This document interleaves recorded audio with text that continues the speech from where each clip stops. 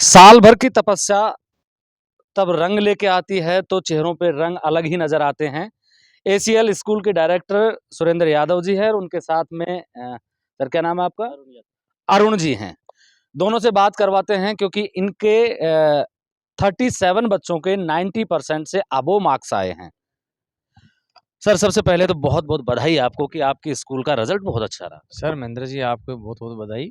और रिज़ल्ट तो एक ही पूरे स्कूल में स्टाफ का और बच्चों की मेहनत का सबका ही संयोग से ही आता है। नहीं, बोर्ड में कोई सेटिंग वेटिंग तो नहीं है कि इतने बच्चे इतने नंबर लेके आ गए? मैं तो सर 2012 से ही मेरिट दे रहा हूँ, 2016 में स्टेट मेरिट आई थी, तो हमारे तो यहाँ हर साल का ही सिलसिला रहता है। इसमें 1 साल तो सेटिंग हो सकती है, लेकिन लगातार 13 साल तक कोई सेटिंग नहीं होती। सर आपको भी बहुत बधाई हो। क्या पढ़ाते हैं आप यहाँ पे? सर मैं इंग्लिश पढ़ाता हूँ। इंग्लिश पढ़ाते हैं तो चलिए ये बता दीजिए मुझे कि सर की कोई सेटिंग वेटिंग तो नहीं है ना? नहीं क्योंकि सर। इतने बच्चे अगर मेरिट में आ रहे हैं तो बहुत बड़ी बात है ये। देखो इसमें लगभग सर की बहुत सारी मेहनत रही है। बच्चों को पर्सनली सर ने बहुत ज़्यादा मोटिवेट किया है बच्चों को, और मैनेजमेंट को एक परिवार की तरह रखा है ताकि हर एक काम को बहुत ही बेहतरीन तरीके से कराया जाए। ये मेनली हम ये मानते हैं कि ये सक्सेस के पीछे एक बहुत बड़ा रीज़न रहा है कि सर ने मैनेजमेंट जो किया है यहाँ पर टीचर्स को लेकर, स्टाफ को लेकर, ये एक बहुत ही अच्छा रहा है सर का। सर लोग ये कहते हैं कि अगर अच्छा टीचर हो और छात्र खराब हो तो उसका कुछ नहीं हो सकता स्टूडेंट का, और अगर छात्र खराब हो टीचर बहुत अच्छा हो तो पढ़ा लेता है उसको। ऐसा सुनने में आता है कि प्राइवेट स्कूल वाले बीच में जो स्टाफ है उसको चेंज कर देते हैं। आपने भी क्या बताया अब की बार? सर स्टाफ मैंने चेंज किया कि बदलाव बहुत ज़रूरी होता है, और जब भी हमने बदलाव किया है तो हमारे अच्छे परिणाम आए। क्योंकि जब घोड़ा जब विकलांग हो जाता है तो उसको छोड़ दिया जाता है। तो अच्छी रेस के लिए फिर आपको एक अच्छा घोड़ा चाहिए, तो एक अच्छा मैनेजमेंट की भी आवश्यकता पड़ती है, अच्छे टीचर्स की आवश्यकता पड़ती है। तो हम बेहतरीन टीचर की खोज में रहते हैं, और हम पहले से 6 महीने पहले से पता लगा लेते हैं कि ये टीचर एरिया में बहुत अच्छा है, तो हम कैसे उसको अपने साथ जोड़ें। और दूसरी बात ये सर, हमारे यहाँ सबसे अधिक लड़कियाँ आने का कारण ये है कि हमारे स्कूल का डिसिप्लिन है, पूरा बहरोड जानता है एसीएल का, कि 350 लड़कियाँ सबसे अधिक संख्या में पढ़ रही हैं, तो एसीएल में पढ़ रही हैं। ये सिर्फ़ डिसिप्लिन, व्यवस्था है स्कूल की। आप मुझे ये बताइए, अच्छा बीज हो तो क्या फसल अच्छी हो सकती है? उसके साथ ज़मीन और जलवायु भी अच्छी होनी चाहिए। बीज का महत्व 30% है, तो 70% उसका जलवायु का और मिट्टी का है। तो जो स्कूल है ये मृदा है, ये यहाँ की जलवायु है। और स्टूडेंट्स और टीचर्स का जब इसमें मेल होता है, तो एक बहुत बेहतरीन फसल होती है। वही परिणाम है कि आज 37 बच्चे 90 प्लस आज स्कूल दे रहे हैं। रुका हुआ पानी सड़ जाता है और बदबू आने लग जाती है। देखिए ये चीज़ तो आपके लिए भी लागू होगी क्योंकि आप भी फैकल्टी हैं। क्या क्या सोचते हैं कि इस तरीके से जो सर ने कहा कि बदलाव होते रहने चाहिए? नहीं, ज़रूरी है। देखो, परिवर्तन तो प्रकृति का नियम है। जिस प्रकार से हम देखते हैं कि अगर कोई चीज़ें हमें हमारे लिए वो यूज़फुल नहीं है, तो हम उसको रख कर हम क्या कर सकते हैं? मतलब किसी भी प्रकार की चीज़ों के लिए लगा सकते हो आप ये चीज़ें। ऐसे ही फैकल्टी का है हमारे यहाँ पर। जैसे मान लीजिए हमें लगता है कि वो फैकल्टी हमारे लिए प्रॉपर्ली मेहनत कर रही है, हमारे लिए प्रॉपर्ली काम कर रही है, तो वो हमारे लिए बेनिफिशियल है। इवन हमारे लिए नहीं, बच्चों के लिए भी बेनिफिशियल है। अगर हमें कहीं पर भी कोई कमी लगती है, तो हम उसके अंदर थोड़ा-सा अमेंडमेंट करने की कोशिश करते हैं।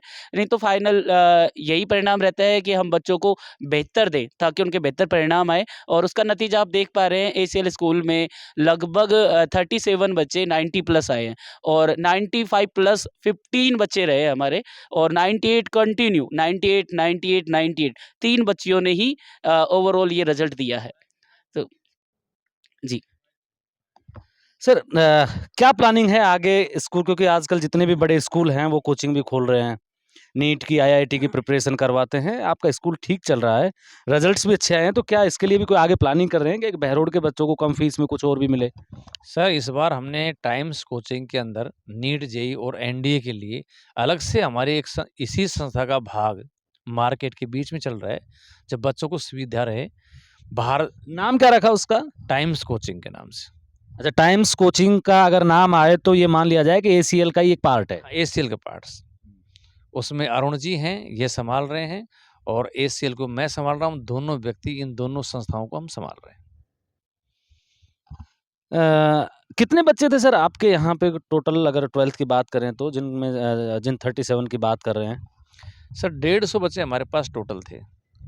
रिजल्ट 100% है और 90 प्लस आप देख रहे हैं 37 है और इसमें 95 18 बच्चे हैं।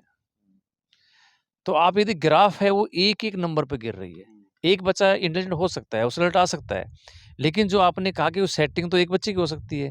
लेकिन रिजल्ट आप देखेंगे तो 150 बच्चों का जो मार्किंग है वो एक-एक नंबर के अंदर ही गिरती जा रही है और टोटल बच्चे बराबर अचीवमेंट कर रहे हैं। अगर लास्ट ईयर की बात करें, उससे पहले साल की बात करें और उससे भी पहले साल की बात करें, तो रिजल्ट आपका दर-ब-दर इम्प्रूव होता जा रहा है, ये क्या कारण है? सर देखो जो भी कमियाँ होती हैं उनको नोटिस करके उन पे सुधार किया जाता है, उनके ऊपर वर्क किया जाता है। होमवर्क हर चीज़ में होता है। तो यदि होमवर्क है, सुधार है तो निश्चित रूप से आपका रिज़ल्ट में भी इज़ाफ़ा होगा।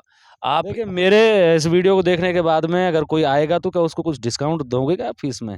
क्योंकि बहुत से लोग हैं जो मुझे बाद में फ़ोन करेंगे कि यार वहाँ कोई जान-पहचान है आपकी।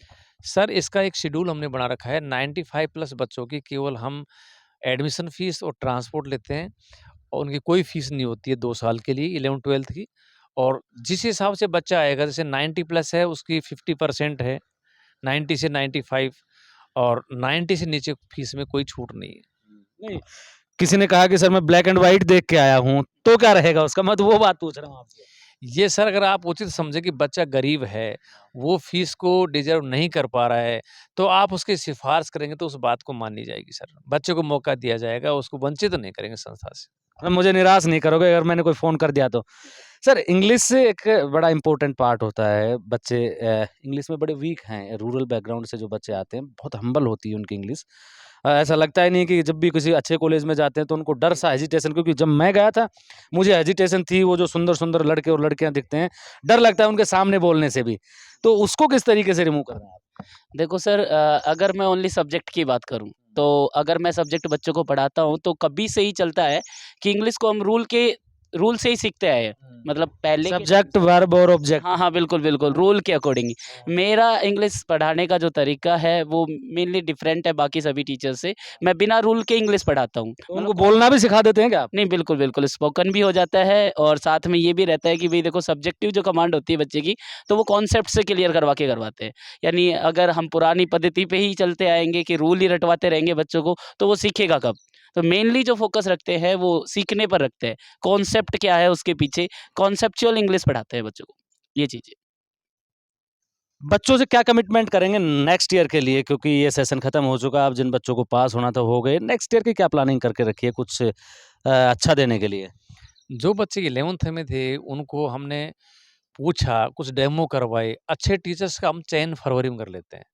तो फरवरी में हम जो टीचर्स रखते हैं, उनको फिर बाद में हम उस सत्र में नहीं बदलते हैं। जो टीचर का बदलाव होता है, वो पहले बार अच्छा होता है, उसका एक्सपीरियंस देखा जाता है, उसका टेस्ट लिया जाता है, जो बच्चों के अकॉर्डिंग नहीं, होता इसकी है। बात नहीं कर रहा हूँ मैं बच्चों से नए 3 कमिटमेंट क्या कर रहे हैं, जो नए बच्चे अब एडमिशन लेंगे या पढ़ रहे हैं? हम उनसे ये प्रॉमिस करेंगे इस बार प्रॉपरली राजस्थान में अपने राजस्थान बोर्ड में प्रैक्टिकल नहीं कराते हैं, सब बच्चों को प्रैक्टिकल्स करवाएँगे। और उनकी जो थ्योरी है वो दिसंबर से पहले पूरी करके कंप्यूटर एग्ज़ाम की तैयारी करवाएँगे। उन बच्चों को आगे सीख कर कोटा नहीं जाना पड़े, तो उनके लिए बेहतर सुविधा हम यहाँ देंगे। 3 घंटे की एक्स्ट्रा कोचिंग है, उसका कोई पैसा नहीं है बच्चों का। अगर कोई रुकता है तो हम 3 घंटे फ्री ऑफ कोचिंग की भी इस बार हम रखेंगे। ये सुरेंद्र यादव जी हैं, जिनके कमिटमेंट हैं बच्चों से, जिस तरीके से मोदी की गारंटी है, उसी तरीके से सुरेंद्र सर की भी गारंटी है। रिजल्ट काफ़ी अच्छा रहा इस स्कूल का। अगर आपको लगता है कि आपके बच्चे में कैलिबर है या आपके पास में पैसा नहीं है, बच्चों को पढ़ना है, तो आप आकर इनसे संपर्क कर सकते हैं। किसी बच्चे को प्रॉब्लम आती है तो मुझसे भी बात कर सकता है, गरीब है और सर झूठा आश्वासन कैमरे के सामने दे रहे हैं, तो मैं भी कोई मदद कर सकता हूँ। आप मेरे साथ देख रहे हैं ब्लैक एंड व्हाइट सच, मैं महेंद्र यादव। जय हिंद, जय भारत।